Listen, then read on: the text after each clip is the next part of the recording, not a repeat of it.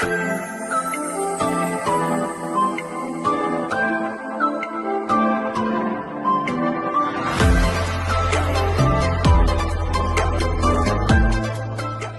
Dr. Royman, tahu nggak dok mengenai uji coba vaksin tuberkulosis terbaru yang dikenal sebagai vaksin M72 itu apa ya dok? Oh, pasti. Ya, tentu tahu dong. Kabarnya udah terjadi kerjasama dok antara pemerintah Indonesia dan Yayasan Bill dan Melinda Gates untuk melakukan uji coba vaksin tersebut ya dok?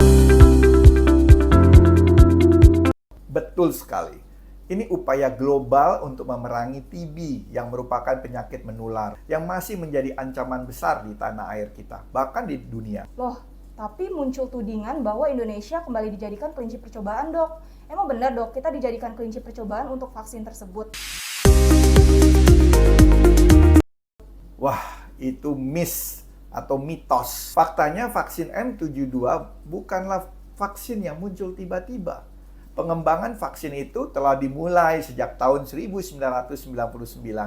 Para peneliti telah melakukan studi terkait dengan hal itu dan melalui sejumlah fase penting. Di antaranya telah melewati uji praklinis pada hewan, kemudian berlanjut ke fase 1 dan fase 2 uji klinis pada manusia. Fase pertama dilakukan di Swiss, sementara fase kedua melibatkan 3 negara di benua Afrika, Afrika Selatan, Kenya, dan Malawi. Kini M72 memasuki fase ketiga, yaitu tahapan akhir dalam proses uji klinis yang akan menentukan apakah vaksin ini benar-benar efektif dan aman digunakan pada populasi yang lebih luas. Nah, untuk fase ketiga ini akan dilakukan uji coba pada 20.000 partisipan pada 55 negara dari 5 negara. Salah satunya yang sekitar 2.000 penduduk Indonesia akan ikut dalam uji coba itu. Indonesia ialah negara dengan beban TB tertinggi kedua di dunia setelah India. Data terakhir menunjukkan timbulnya 1,09 juta kasus TB baru setiap tahunnya dengan angka kematian mencapai 130.000 jiwa per tahun.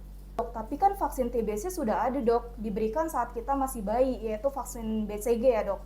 Kenapa ada vaksin M72 yang muncul lagi dok?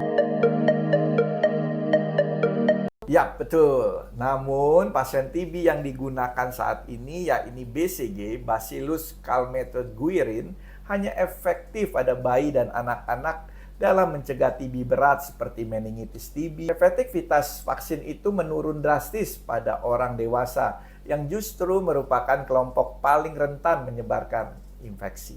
Maka itu kehadiran vaksin baru seperti M72 membawa harapan besar bagi adanya vaksin yang lebih efektif dan bercakupan luas ketimbang vaksin TB konvensional yang ada pada saat ini.